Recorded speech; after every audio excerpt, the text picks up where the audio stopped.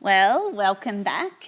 This is our third and final week, sadly, of our incredible special edition of East Coast Podcast with Kerrie and Adrian Lumbewe. I nearly said it wrong. It's been 10 years mispronouncing your name. I can't get it right. If you're tuning in and you didn't listen to the first two, we strongly encourage you to jump back because it's going to give you context. They'll refer to things that you just need to know from the weeks before. But today's what we're going to talk about, which is really close to my heart, and Felix and I having 3 children. Their ages are 4, 6 and 8. Yeah. And we've just embarked on this strange new world of homeschooling, working from home. Yeah. And then there's that added stress of the virus. So if we do have to venture out, I'm worried about my kids touching a pole and touching their face. Like things that you just never worried about before. We've spoken about extra conflict and stress, you know, especially amongst the parents. And something that we're carrying and aware of as parents, and I would say lots of people out there listening are too, is how is this going to emotionally affect my children this season in life if I'm feeling strung out? You know, how is our behaviour and our lack of success sometimes in our conflict in front of our kids? What do we do? It's a really pertinent question, and I think I think there's 2 parts to the question. I might frame that up before we jump into answering it. One is like when we have conflict as a couple and our children have seen that, what's going to be the impact on them and what do we do about that? And that's, I think, a very real problem for a lot of people. And it's interesting when people come in for couples therapy, it's actually one of the things that a lot of people actually raise as an issue. They say, look, we don't get along. We haven't gotten along for years or whatever the case may be. But we're here because it's affecting our kids. And so I think that's a really important thing to talk about, and we'll give you some ideas about what we can do in those circumstances. But I think the other thing that you hit on there, Lou, was about, this season that we're in, we're all experiencing this heightened anxiety and worry. Our kids are experiencing that as well. And so what can we do maybe to support them in their emotional experience of everything that's going on? So they might be the 2 things that that I took away that might be great to chat about. Absolutely. Yeah. What should we do? Should we jump into the conflict one? We'll jump into the conflict one first. It flows really well from the last 2 podcasts that we've done. So I think that we need to validate the fact that parents are worried about their kids when their kids have been exposed to their marital conflict. Validate but not make you feel guilty. So validate insofar as you should be worried. Kids are affected, kids at all levels. So whether you've got little newborns all the way up through to young adults living at home, kids are affected by conflict. That said, I don't want to make people feel guilty because conflict is, as we've talked about the last couple of weeks, a very normal, natural part of every relationship. And again, the same message that we've sent before. It's not the fact that conflict exists, it's how we do conflict. And what we hit on last week was about the importance of repairing interactions after conflict. And so for your children, got a bit of information about the different ages of your children and what they might be picking up on, and that's important for you to know, and ways in which you can actually help repair things for your children if they've been exposed to that. So the first little bit of research is that children from the age of 3 months, they can actually start to sense tone. Which is amazing. That's incredible. Yeah, it is.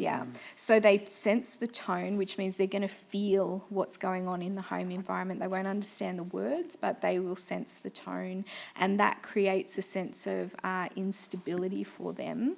Even though they won't remember those first 3 months of their life, their bodies, their little bodies and their flight or fight system, it remembers these things and it remembers that sense of insecurity. When they get to around about 12 months of age, they begin to understand words and tone. So they're really aware of what you're saying and how you're saying it. They might not have the vocabulary, i.e. be able to spit the same words out that you can, but they can generally understand the context of what you're saying. So the rule of thumb with children is under the age of 3 years of age, you want to go out of your way to avoid having conflict in front of your children. Now, a lot of you at home might be thinking, damn it, fail. And look, don't be alarmed, because we can definitely make children feel secure even if they've been exposed to conflict. But the general rule of thumb is just try really, really hard to avoid conflict with children under the age of 3 years of age. When they get to above the age of 4, what we know is that we can have minor disagreements in front of the children. We can experience like minor irritation, but what we need to be demonstrating to the children at this stage is that we can have this little, bit of conflict, but we can talk about it in an effective way, not using the 4 horsemen like we learnt in last week. And we can show resolution, and we can show that we as a couple, as your parents, we're at peace with one another and we're still united. So children above the age of 4, you can demonstrate a little bit of conflict in front of them, and it actually serves a helpful purpose. It actually teaches them that, look, as people, we can have disagreements and we can be okay. So that's... Can I just interject there as well, just on that point, that it is important to show children that conflict exists at the appropriate age, of course, as per what Kerrie said. But repairing is very important, so repairing in front of them. But what it also teaches children is that they don't have to be perfect. Yes. And if we bring up children in a very sterile environment where we never show them any disagreement, we never show them how to actually repair the relationship, then they grow up thinking, well, I'm having these feelings, as they're growing up, I'm having these feelings where I don't agree with the other person, but mum and dad never disagreed, so there's something wrong with me. So what it does, it creates a lot of anxiety and perfectionism for them to reach this perfectionist standard that they'll never reach. And so what Kerrie's saying is very important, that we need to show them at the appropriate age conflict, but we've got to show them how we actually repair that damage that's been caused, and we do that in certain ways, at certain ages, in different ways. Yeah. And that's a really good point that you raise, Adrian, because I think when people do come in for couples therapy, and I'll get back to the kids and the ages in a second, but it's important to note that when people come in for couples therapy, they often come in with one of two things. I saw all of this conflict and this is why me and my partner are having problems, or I saw absolutely no conflict whatsoever. My parents were angels, I was an angel. I just sit there going, nah, you weren't, they weren't. And they're the conflict avoidant type. Like they've actually learnt that the feelings that I have as a person, they're not valid. There's no space for them. I can't share them with anybody else. So those people really struggle in marriage as well as the people who are exposed to a lot of conflict. So it's a really great point that you raised there. I think the other thing is then in terms of the age. When we are dealing with children under the age of 8 years of age, they do not understand any resolution to conflict between their parents unless there is a physical repair. Yeah, so they might see you in conflict, and we understand that can happen.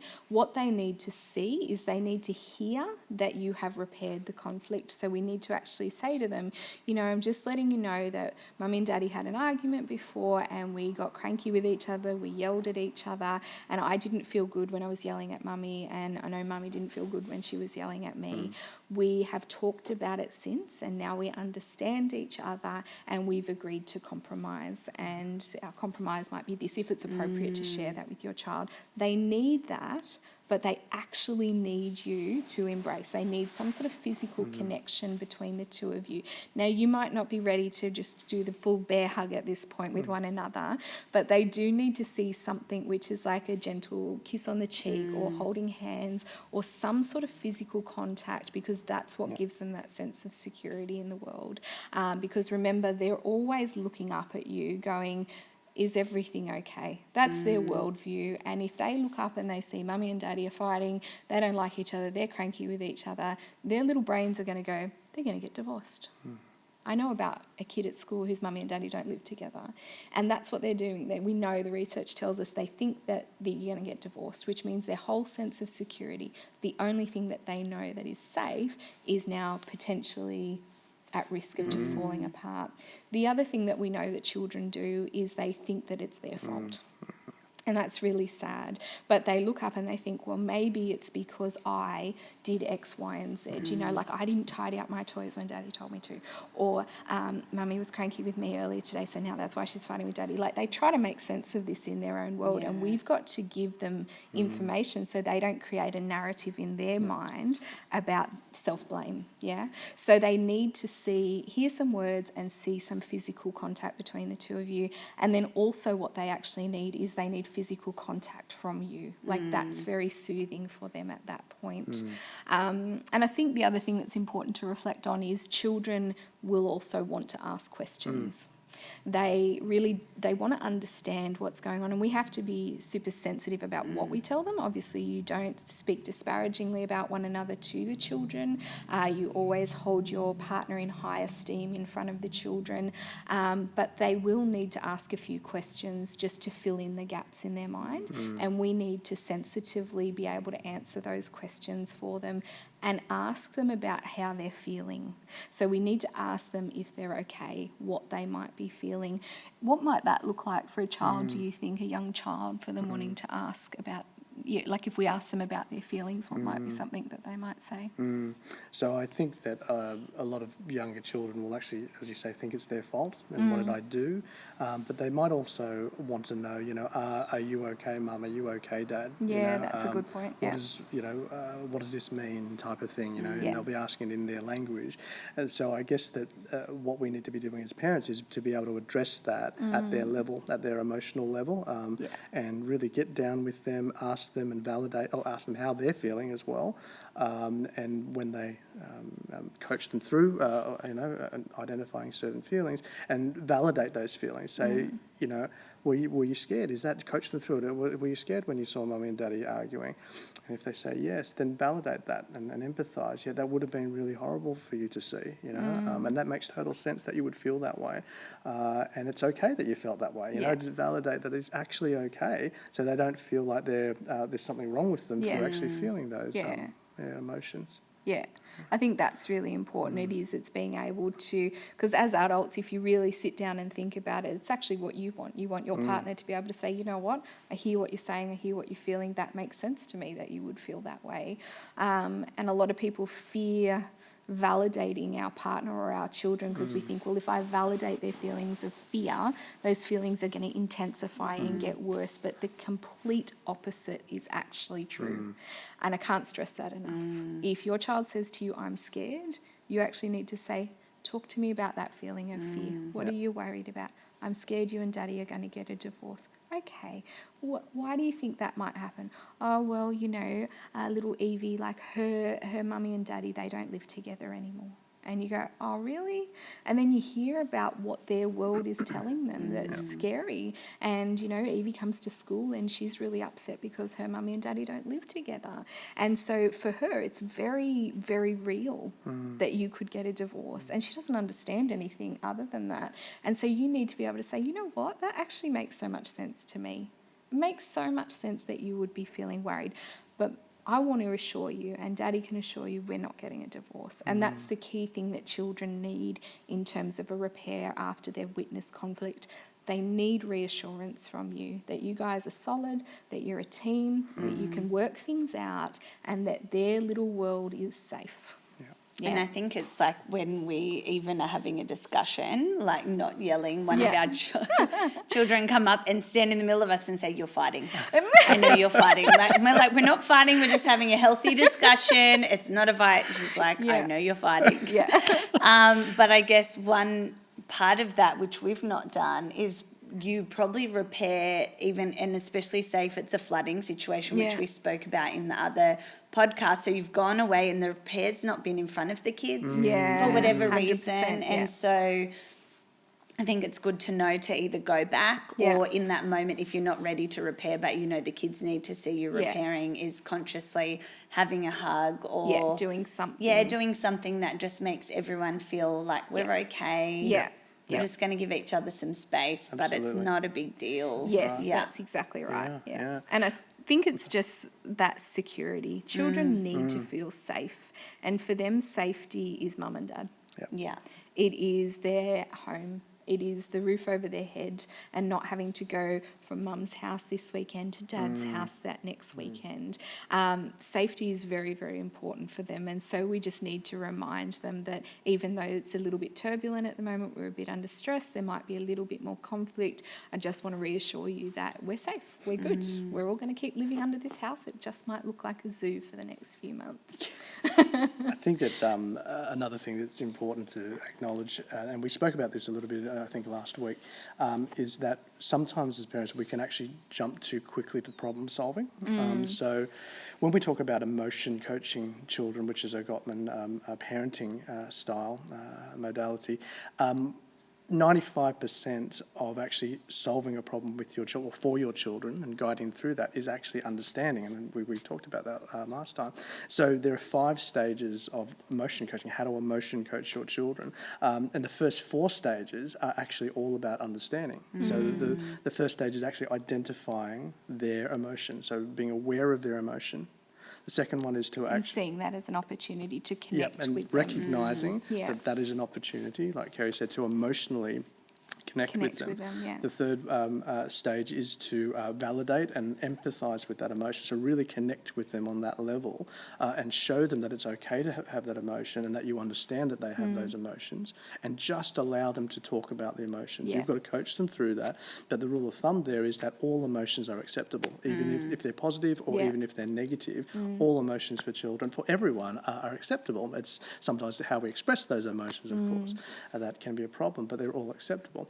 And the fourth stage is for you to teach them vocabulary about and coach them through how to actually verbalise those emotions. So those first 4 stages are all about understanding. It's nothing about problem solving at all. Right? So we can, as I said, as parents, we can make that mistake of wanting to jump to that 5th stage, which is actually problem solving and setting limits on behaviour, which means that setting boundaries on inappropriate behaviour. But that 1/5 right at the end is the problem solving. So we need to sit in the emotion with our children rather than just trying to solve it.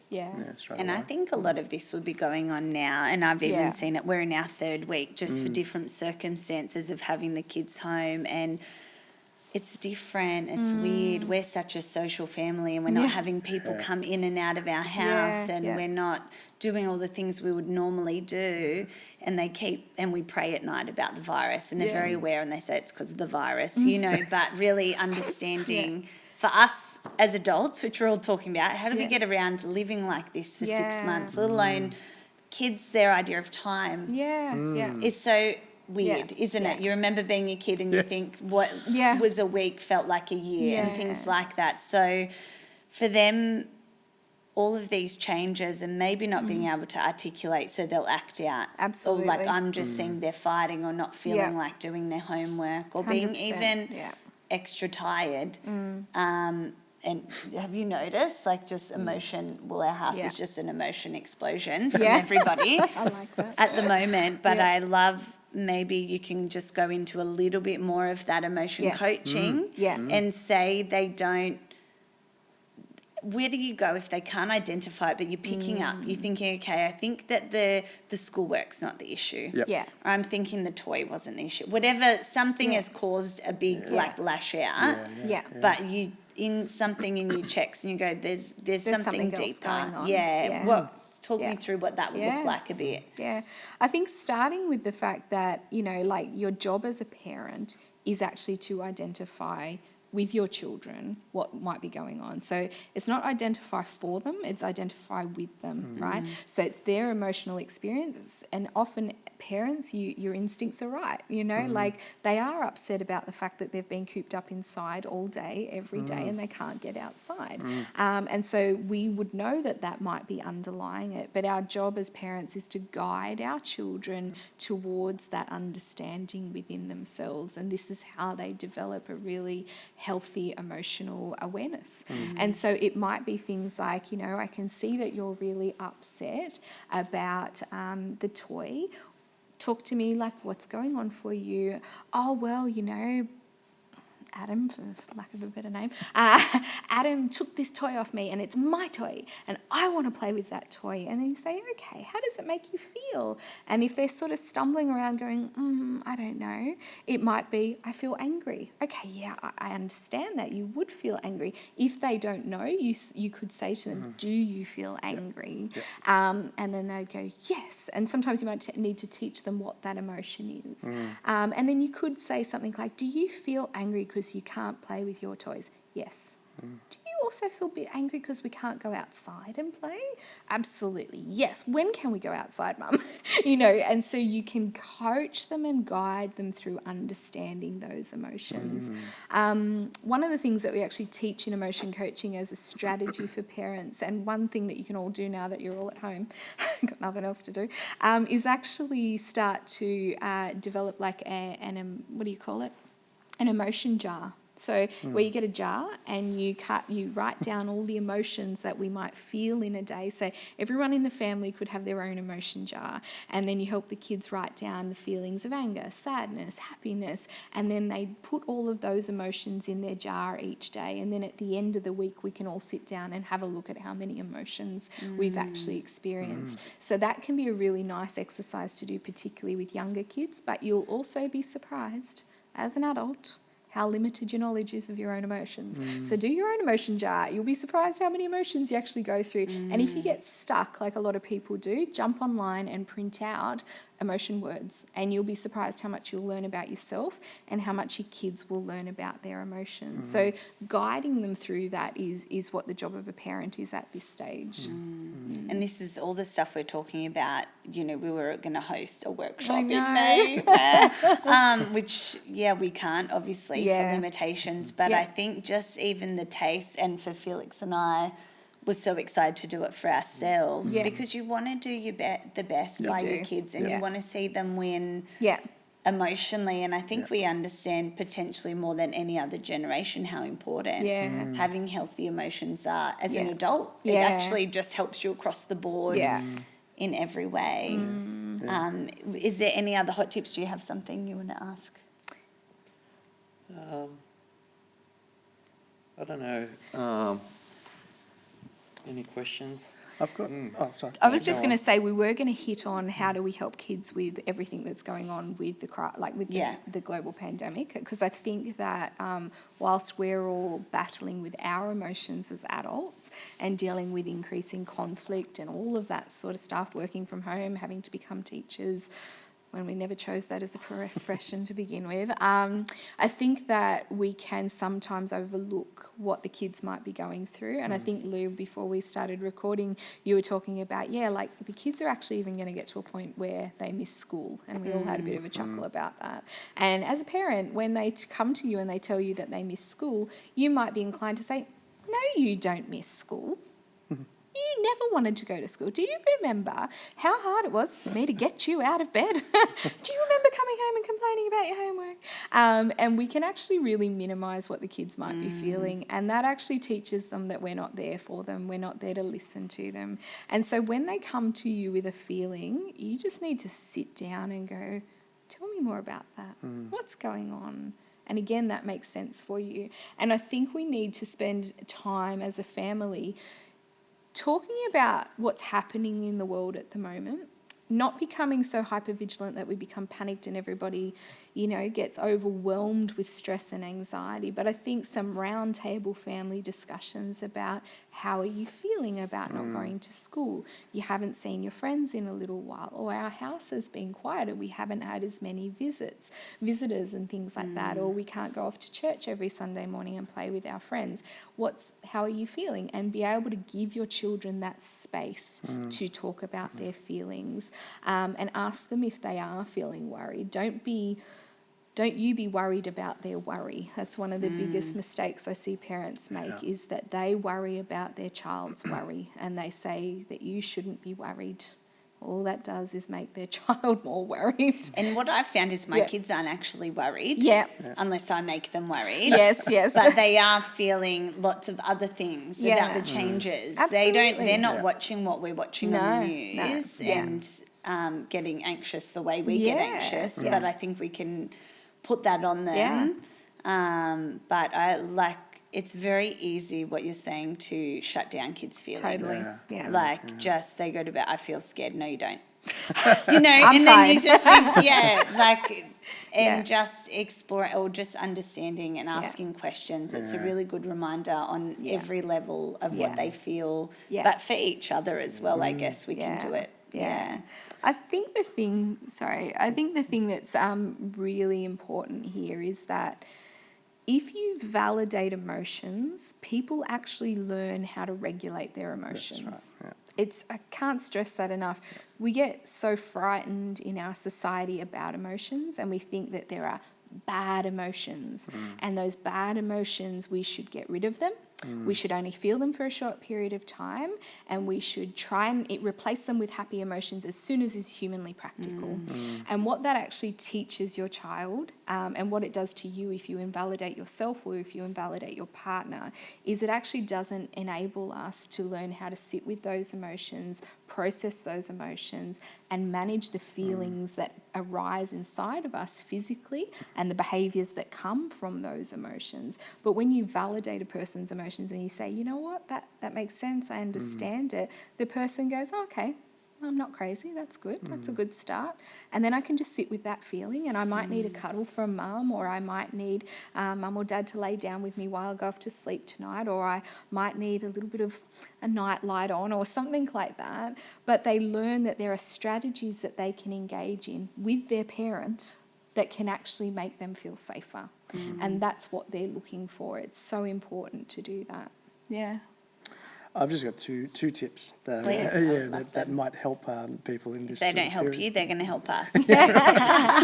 So the first one is that with regards to, we're all cooped up now in our homes and self-isolating and whatnot, and the kids may not be able to go and do the things that they want to do, right? Go over my friend's place, or or you're allowed to go for a run, but things that they may not be able to do now and limited.